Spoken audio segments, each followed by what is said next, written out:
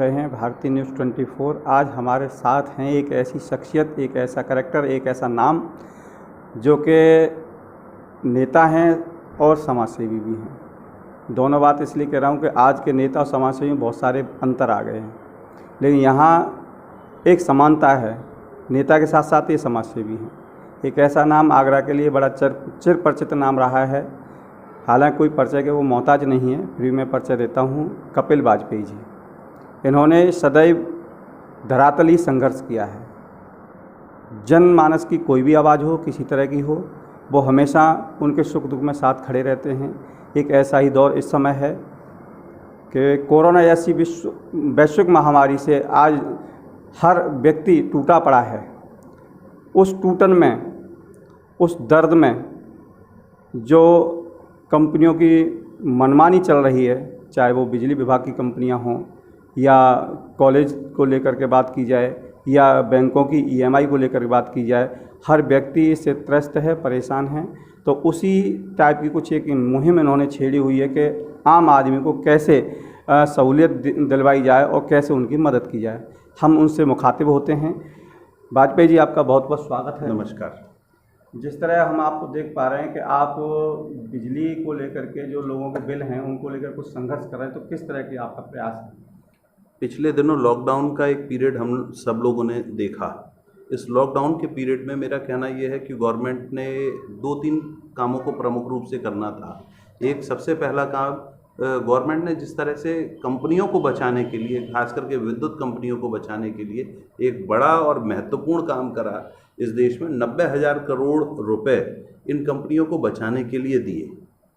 इसी क्रम में मेरा एक सुझाव भी है, हमारी रिक्वेस्ट भी है भारत सरकार और उत्तर प्रदेश की सरकार से कि उत्तर प्रदेश की सरकार या तो उन 3 महीनों का बिजली का बिल, क्योंकि बहुत मुश्किल से व्यक्ति ने भोजन पानी की व्यवस्था करी है, बहुत मुश्किल से दवाई की व्यवस्था करी है, बहुत मुश्किल से वह अपना घर चला पाया है, आमदनियां हो नहीं पाई हैं, तो 3 महीने का या तो बिजली का बिल पूरा माफ़ कर दे। अन्यथा एक दूसरा काम कर ले, यदि संभव हो सके तो कम से कम फिक्स चार्ज जो माफ़ करा जा सकता है। भाई, मैंने जितने की बिजली अगर उपयोग भी करी है, मान लीजिए मैंने 100 यूनिट करी है, 150 यूनिट, 250 यूनिट, मेरे से जो कम से कम हो सके वो 250 यूनिट या 100 यूनिट या 50 यूनिट जो मैंने खर्च करी हैं, केवल उस यूनिट का पैसा ले लिया जाए, लेकिन बाकी जो टैक्सेस और फिक्स चार्ज वगैरह हैं उसको माफ़ कर दिया जाए।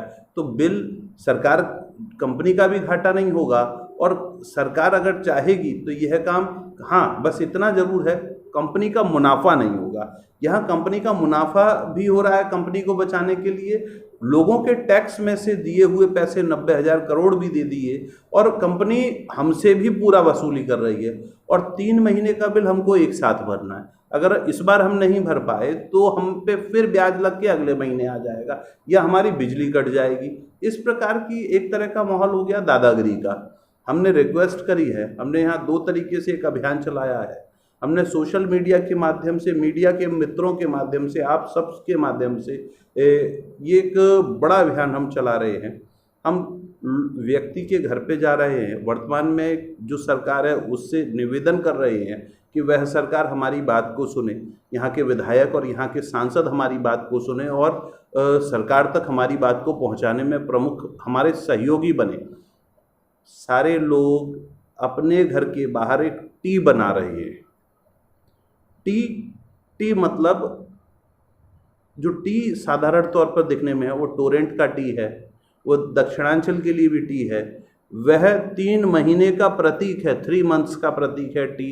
वह टाटा बाय बाय का भी प्रतीक है, वह गलत नीति को टाटा बाय बाय करने का प्रतीक है, टोरेंट की दादागिरी को टाटा बाय बाय करने का प्रतीक है। अगर ये रुका नहीं, इस प्रक्रिया को रोका नहीं गया, हम अपना विरोध ज़्यादा से ज़्यादा लोगों तक पहुंचाएंगे, पब्लिक तक पहुंचाएंगे, जनता में पहुंचाएंगे। जनता इस बात को शेयर कर रही है फेसबुक, व्हाट्सएप, ट्विटर और आपके चैनलों के माध्यम से।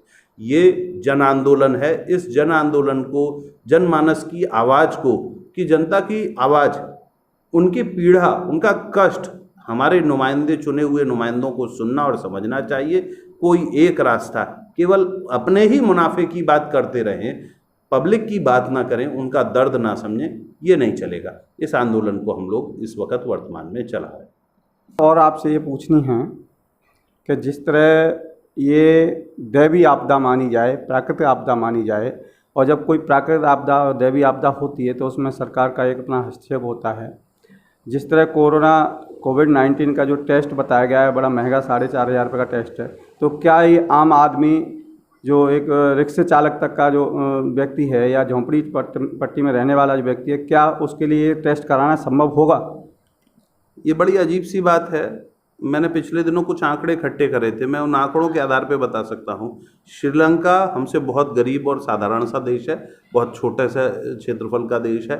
वह इसी टेस्ट के 2400 रुपये प्राइवेट में ले रहा है, जबकि हमारा पड़ोसी पाकिस्तान, जिसको हम दिन भर कोसते रहते हैं, वह 300 से 500 रुपये में यही टेस्ट कर रहा है। और इसके विपरीत हमारा एक और पड़ोसी, जो हमारे पूर्व में हमारा ही अंग हुआ करता था, बांग्लादेश सरकार ने अपने यहाँ इस प्राइवेट और सरकारी दोनों ही जगह पर कोविड-19 के टेस्ट को फ्री ऑफ कॉस्ट कर दिया है। मैं अपने यहाँ की देश की सरकार और मुनाफेखोरों के सामने झुकने वाली सरकार से ये क्या केवल व्यापारियों की हित की बात करेंगे? दूसरा एक बात और बताना चाहूँगा, एक मनाली करके पिछले दिनों एक सब लोगों ने टीवी पे भी और अखबार में बड़ा उनका चर्चा हुआ था कि उन्होंने किट की खोज कर दी है। वो किट कोविड-19 का टेस्ट कर सकती है। 1200 रुपये के करीब की किट थी और उसमें लगभग 8 से 10 लोगों के टेस्ट हो सकते थे। ये बड़ा चर्चा का विषय बना था उस वक़्त समाचार में। मतलब 100, 150, 200, 500 रुपये का टेस्ट हो सकता था। अपने देश में भी ऐसा संभव है, लेकिन ये नहीं हो पा रहा है। ये बड़ा दुर्भाग्यपूर्ण है। गरीब व्यक्ति, सपोज़ कीजिए मेरे दांत में दर्द है, मुझे दांत निकलवाना है, तो दांत निकलवाने की कीमत आएगी 300 रुपये, 150 या 200 या 300 रुपये, ज़्यादा से ज़्यादा। लेकिन इसके विपरीत यदि मैं जाता हूँ और जाकर कहता हूँ कि मुझे, जैसे डॉक्टर पे गया तो डॉक्टर का पहला वाक्य होता है कि कोविड-19 का टेस्ट करा लीजिए। कोविड-19 का टेस्ट है 4,500 रुपये में, मतलब लगभग 5,000 रुपये मेरे उस पर खर्च होंगे। और ये 300-400 रुपये के लिए मैं पहले 5,000 रुपये खर्च करूं, तो उससे अच्छा है लोग बाग इस चीज़ को, कष्ट को सह रहे अथवा मर रहे हैं। गरीब आदमी का मरण बहुत बड़ा है। डॉक्टर्स, कम से कम उत्तर प्रदेश में डॉक्टर आसानी से कोविड-19 के टेस्ट नहीं कर रहे हैं। दांत का दर्द है साहब, वो करवा दो, टेस्ट करवा दो, तो डॉक्टर एसएन वगैरह के तो डॉक्टर आसानी से ये ले, दो गोलियां ले ले, कल परसों आना, तरसों आना, वो टहला रहे, टेस्ट करने से बच रहे। ये गलत है।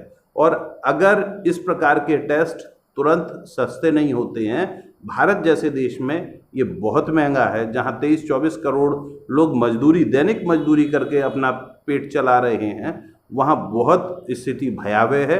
और लोगों के ये टेस्ट बहुत जल्दी और बहुत सस्ते होना आवश्यक है, नहीं तो लोगों की मृत्यु बिना जांच के ही हो जाएगी।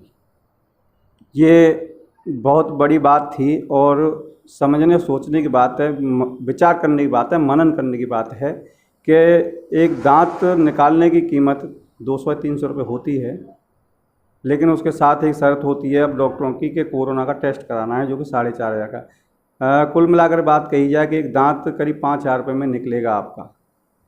तो सरकार को इस पर कुछ न कुछ पहल करनी चाहिए, और कागजी पहल नहीं, भाषणी पहल नहीं, एक धरातल वाली ऐसी पहल करनी चाहिए जो कि वो आम आदमी तक उसका लाभ मिल सके और आम आदमी उससे अपना सुरक्षित जीवन जिए।